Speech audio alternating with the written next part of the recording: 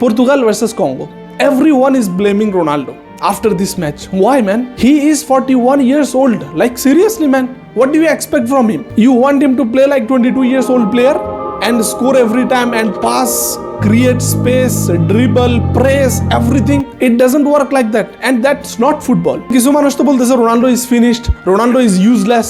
সব দোষ রোনাল্ডোর। এই ম্যাচে প্রত্যেকটা ম্যাচে 11 জন করে প্লেয়ার থাকে। রোনাল্ডো সহ সেই ম্যাচে 11 জন প্লেয়ার ছিল।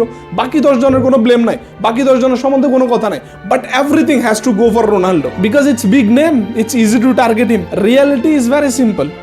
Football is team game. এই টিমে ব্রুনো ফার্নান্দেস ছিল ম্যানচেস্টার ইউনাইটেডের বেস্ট প্লেয়ার। তারা আপনি একটাবার দেখছেন প্রেসিং করতে, তারা একটাবার দেখছেন আপনি 1-1 জিততে, তারা একটাবার দেখছেন মিডফিল্ডে ডমিনেট করতে। তারা আমি তো পুরো ম্যাচে দেখছি ডিফেন্সে চলে গেছে। এত ডিপে কেন তার কাজ? তার কাজ হচ্ছে মিডফিল্ড থেকে বল নেওয়া, ডিফেন্স করা, অ্যাটাকিং এ যাওয়া। এই টিমে বার্নার্ডো সিলভা খেলছে, যারা নিয়ে আমি কালকে ভিডিও আপলোড করছিলাম যে তার রিয়াল মাদ্রিদের সাইন নিয়ে। ওরে আপনি মিডফিল্ডে ডমিনেট করতে দেখছেন, 1-1 জিততে দেখছেন, একটা ক্রসিং রোনাল্ডোকে দিতে দেখছেন, দেখেন নাই? এন্ড বিতিনিয়া জাস্ট রিসেন্টলি সে পিএসজির হয়ে চ্যাম্পিয়ন্স লিগ জিতছে এন্ড ব্যালন ডিওর কন্টেন্ডার।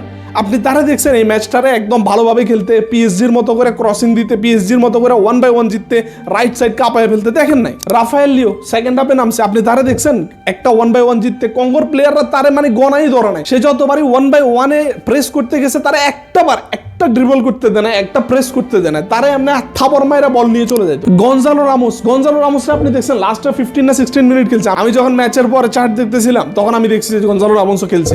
আপনি তারা দেখছেন গঞ্জালো রামোস কোথায় ছিল? আমি তো ভাই দেখি না। ডিয়েগো কস্টা পর্তুগালের সবচেয়ে বড় গোলকিপার, পর্তুগালের হিস্টোরিতে সবচেয়ে ভালো একজন গোলকিপার ডিয়েগো কস্টা। ইউরো জিতেছে পর্তুগালের এন্ড অনেক পেনাল্টি জিতেছে ওভার দ্য ইয়ার্স। বাট ওই কি করছে কালকের ম্যাচে?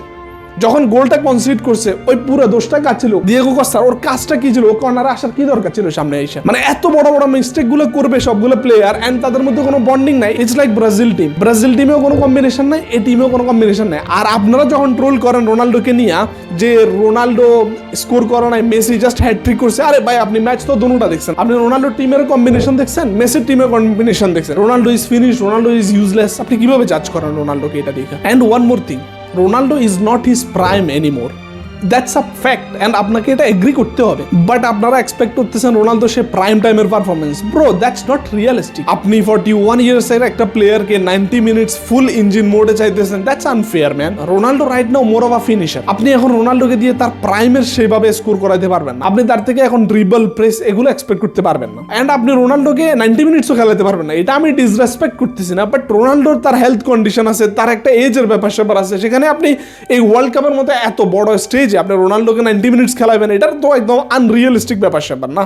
এটা তো আপনি কোনোভাবেই লজিক্যালি আপনি এটা প্রমাণ করতে পারবেন না যে রোনাল্ডো 90 মিনিটস খেলতে পারবে। অবশ্যই he has that fitness to play, but এটা তো রিয়েলিস্টিক না। Now he can't build a press high and create everything alone. If you want to blame someone then blame his management, blame his coach. এই কোচে সবগুলো প্লেয়ারকে তার particular পজিশনে রাখছে।